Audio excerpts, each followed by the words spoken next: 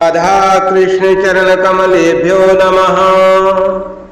श्रीमद्भगवद गीता साधक संजीवनी अध्याय 2 श्लोक संख्या 11 और 12। श्री भगवानुवाच अशोचयाननवशोचस्त्वं प्रिज्यावादांश्च भाषसे गतासूंश्च नानुशोचन्ति पंडितः। श्री भगवान बोले, तुमने अशोचयान अनुशोचः शोक न करने योग्य का शोक किया है। जब प्रज्ञावादान भाषसे और विद्वता दिखाई है, यानी विद्वता की बातें कह रहे हो, पंडिताई दिखा रहे हो। गतासून पंडिता न अनुशोचन्ति, परंतु जिनके प्राण चले गए हैं उनके लिए और जिनके प्राण नहीं गए हैं उनके लिए पंडित लोग शोक नहीं करते। मनुष्य को शोक तब होता है जब वह संसार के प्राणी पदार्थों में दो विभाग कर लेता है कि ये मेरे हैं और ये मेरे नहीं हैं, ये मेरे निजी कुटुंबी हैं और ये मेरे निजी कुटुंबी नहीं हैं, ये हमारे वर्ण के हैं, ये हमारे वर्ण के नहीं हैं, ये हमारे आश्रम के हैं, ये हमारे आश्रम के नहीं, ये हमारे पक्ष के हैं, ये हमारे पक्ष के नहीं। ये हमारे जो होते हैं उनमें ममता, कामना, प्रियता, आसक्ति हो जाती है। इन ममता, कामना आदि से ही शोक, चिंता, भय, उद्वेग, हलचल, संताप आदि दोष पैदा होते हैं। ऐसा कोई भी दोष अनर्थ नहीं है जो ममता, कामना आदि से पैदा न होता हो, ये सिद्धांत है। तो गीता में सबसे पहले धृतराष्ट्र ने कहा कि मेरे और पांडु के पुत्रों ने युद्ध भूमि में क्या किया। माम कहा पांडवाश्चैव। यद्य पांडव धृतराष्ट्र को अपने पिता से भी अधिक आदर दृष्टि से देखते थे, तथापि धृतराष्ट्र के मन में अपने पुत्रों के प्रति ममता थी। अतः उनका अपने पुत्रों में और पांडवों में भेदभाव पूर्वक पक्षपात था कि ये मेरे हैं और ये मेरे नहीं। तो जो ममता धृतराष्ट्र में थी वही ममता अर्जुन में भी पैदा हुई, परंतु अर्जुन की वो ममता धृतराष्ट्र की ममता के समान नहीं थी। अर्जुन में धृतराष्ट्र की तरह पक्षपात नहीं था। अतः वे सभी को स्वजन कहते हैं। दृष्टेवं स्वजनम, और दुर्योधन आदि को भी स्वजन कहते हैं। स्वजनम ही कथम हत्वा सुखिना श्याम माधव। तात्पर्य है कि अर्जुन की संपूर्ण कुरुवंशियों में ममता थी और उस ममता के कारण ही उनके मरने की आशंका से अर्जुन को शोक हो रहा था।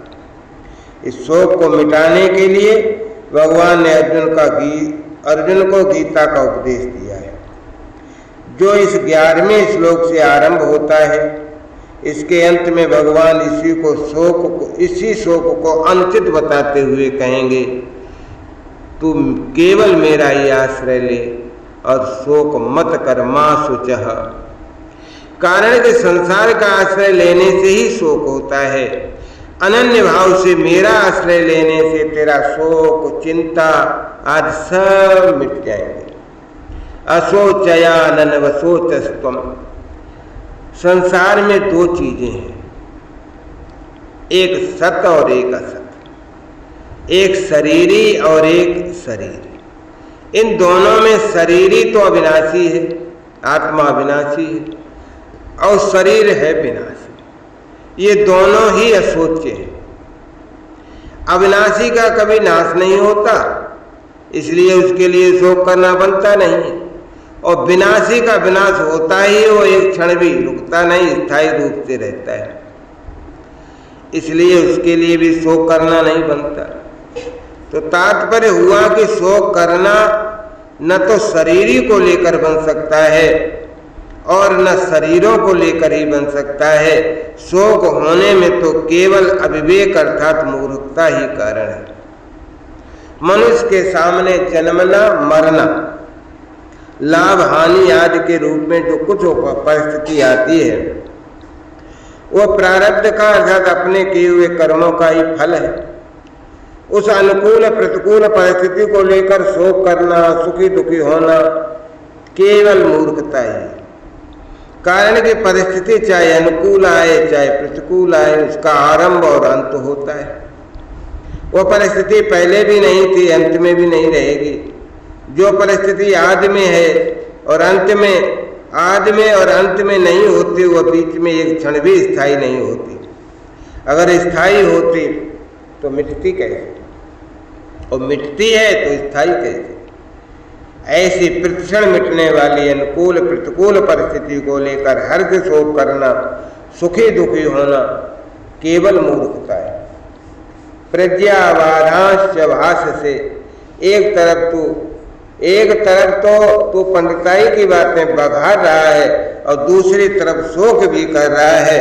अतः तू केवल बातें ही बनाता है, वास्तव में तू पंडित है नहीं। क्योंकि जो पंडित होते हैं वे किसी के लिए भी कभी शोक नहीं करते। कुल का नाश होने से कुल धर्म नष्ट हो जाएगा, धर्म के नष्ट होने से स्त्रियां दूषित हो जाएंगी, जिससे वर्ण संकर पैदा होगा। वो वर्ण संकर कुलघातियों को और कुल को नरक में ले जाने वाला होगा। पिंड और पानी न मिलने से उनके पितरों का भी पतन हो जाएगा। ऐसी जो ये तेरी पंडिताई की बातें से भी यही सिद्ध होता है कि शरीर नाशवान है और शरीर ही अविनाशी है। अगर शरीर ही स्वयं अविनाशी न होता तो कुलघाती और कुल के नरकों में जाने का भय नहीं होता, पितरों का पतन होने की चिंता नहीं होती। अगर तुझे कुल की और पितरों की चिंता होती है, उनका पतन होने का भय होता है, तो इससे सिद्ध होता है कि शरीर नाशवान है और उसमें रहने वाला शरीर ही नित्य है। अतः शरीरों के नाश को लेकर तेरा शोक करना अनुचित है। गता सुंस गता सुंस, गता सुंस सबके पिंड प्राण का वियोग अवश्य संभावी। उनमें से किसी के पिंड प्राण का वियोग हो गया है, किसी का होने वाला है। अतः उनके लिए शोक नहीं करना चाहिए। और तुमने जो शोक किया है ये तुम्हारी गलती है। अच्छा, जो मर गए हैं उनके लिए शोक करना तो महान गलती है। कारण कि मरे हुए प्राणियों के लिए शोक करने से उन प्राणियों को दुख भोगना पड़ता है। जैसे मृतात्मा के लिए जो पिंड और जल दिया जाता है वह उसको परलोक में मिल जाता है, ऐसे मृतात्मा के लिए जो कफ और आंसू बहाते हैं वे मृतात्मा को परवश होकर खाने और पीने पड़ते हैं। मृतानाम बांधवाए तु मुच्यन्ते अश्रूणि भूतले पिबन्ते अश्रूणि तान्यद्धा मृता प्रेता परत्र वै। स्कंद पुराण में आता है कि मृतात्मा के बंधु बांधव भूतल पर जिन आंसुओं का त्याग करते हैं उन आंसुओं को मृतात्मा परलोक में पीते हैं। मृतात्मा को अपने बंधु बांधवों के द्वारा त्यक्त कफ युक्त आंसुओं को विवश होकर खाना और पीना पड़ता है। इसलिए रोना नहीं चाहिए, प्रत्युत अपनी शक्ति के अनुसार मृतात्मा की और दैहिक क्रिया करनी चाहिए। तो जो अभी जी रहे हैं उनके लिए भी शोक नहीं करना चाहिए, उनका तो पालन पोषण करना चाहिए, प्रबंध करना चाहिए। उनकी क्या दशा होगी, उनका भरण पोषण कैसे होगा, उनकी सहायता कौन करेगा, आज चिंता शोक कभी नहीं करने चाहिए। क्योंकि चिंता शोक करने से कोई लाभ नहीं है। मेरे शरीर के अंग शिथिल हो रहे हैं, मुख सूख रहा है, आदि विकारों के पैदा होने में मूल कारण है शरीर के साथ एकता मानना। कारण है कि शरीर के साथ एकता मानने से ही शरीर का पालन पोषण करने वालों के साथ अपनापन हो जाता है। और उस अपनेपन के कारण ही कुटुंबियों के मरने की आशंका से अर्जुन के मन में चिंता और शोक हो रहे हैं, तथा चिंता शोक से ही अर्जुन के शरीर में उपयुक्त विकार प्रकट हो रहे हैं। इसमें भगवान ने गतासून और अगतासून के शोक को ही हेतु बताया। जिनके प्राण चले गए हैं उन्हें गतासून कहते हैं, जिनके प्राण नहीं गए हैं उन्हें अगतासून कहते हैं। सून प्राण, अगता नहीं गए हैं। पिंड और जल न मिलने से पितरों का पतन हो जाता। पहले अध्याय के 42वां श्लोक। ये अर्जुन की गतासून की चिंता है। और जिनके लिए हम राज्य, भोग और सुख चाहते हैं, वे ही प्राणों की धन की आशा छोड़कर युद्ध में खड़े हैं। ये अर्जुन की अगतासून की चिंता है। ये दोनों चिंताएं शरीर को लेकर हो रही हैं। अतः ये दोनों चिंताएं धातु रूप से एक ही है। कारण गतासून और अगतासून दोनों ही नाशवान। गतासून और अगतासून इन दोनों के लिए कर्तव्य कर्म करना चिंता की बात नहीं है। गतासून के लिए पिंड पानी देना, श्राद्ध तर्पण करना ये कर्तव्य है। और अगतासून के लिए व्यवस्था कर देना, निर्वाह का प्रबंध कर देना ये कर्तव्य है। कर्तव्य चिंता का विषय नहीं होता, प्रकृति विचार का विषय होता है। और विचार से कर्तव्य का बोध होता है, चिंता से विचार नष्ट होता है। नान सोचन्ति पंडिता सत असत विवेकवती बुद्धि का नाम पंडा है। और पंडा जिनकी विकसित हो गई, अर्थात जिनको सत असत का स्पष्टतया विवेक हो गया है, वे पंडित हैं। ऐसे पंडितों में सत असत को लेकर शोक नहीं होता, क्योंकि सत्य को सत्य मानने से भी शोक नहीं होता और असत को असत मानने से भी शोक नहीं होता। स्वयं सत स्वरूप है और बदलने वाला शरीर असत स्वरूप है। असत को सत्य मान लेने से ही शोक होता है। अर्थात ये शरीर आज ऐसे ही बने रहें, मरे नहीं, इस बात को लेकर ही शोक होता है। और सत्य को लेकर कभी चिंता और शोक होते ही नहीं।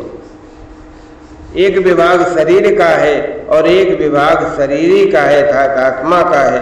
दोनों एक दूसरे से सर्वथा संबंध रहते हैं। दोनों का स्वभाव अलग अलग है। एक जड़ है, एक चेतन है। एक नाशवान है, एक अविनाशी है। एक विकारी है, एक निर्विकार है। एक में प्रतिक्षण परिवर्तन होता है, एक अनंत काल तक ज्यों का त्यों रहता है। भूत ग्रामा सायवायम सर्गे अपनोपजायन्ते प्रलय न विथंति च। तो शरीर और शरीरी दोनों ही असोच है। शरीर का निरंतर विनाश होता है, अतः उसके लिए शोक करना बनता नहीं। और शरीर का विनाश कभी हो नहीं सकता, अतः उसके लिए भी शोक करना बनता नहीं। शोक होता है केवल मूर्खता से। शरीर की निरंतर सहज निवृत्ति है और शरीरी निरंतर सबको प्राप्त है। शरीर और शरीरी की इस विभाग को जानने वाले विवेक की मनुष्य मृत अथवा जीवित किसी भी प्राणी के लिए कभी शोक नहीं करते। उनकी दृष्टि में बदलने वाला शरीर का विभाग ही अलग है और न बदलने वाले शरीर अथवा स्वरूप की सत्ता का विभाग ही अलग है। गीता का उपदेश शरीर और शरीरी के भेद से आरंभ होता है। दूसरे दार्शनिक ग्रंथ तो आत्मा और अनात्मा इदमता से वर्णन करते हैं, पर गीता इदमता से आत्मा अनात्मा का वर्णन न करके सबके अनुभव के अनुसार देह देही शरीर शरीरी का वर्णन करती है। ये गीता की विलक्षणता है। साधक अपना कल्याण चाहता है तो उसके लिए सबसे पहले ये जानना आवश्यक है कि मैं कौन हूँ।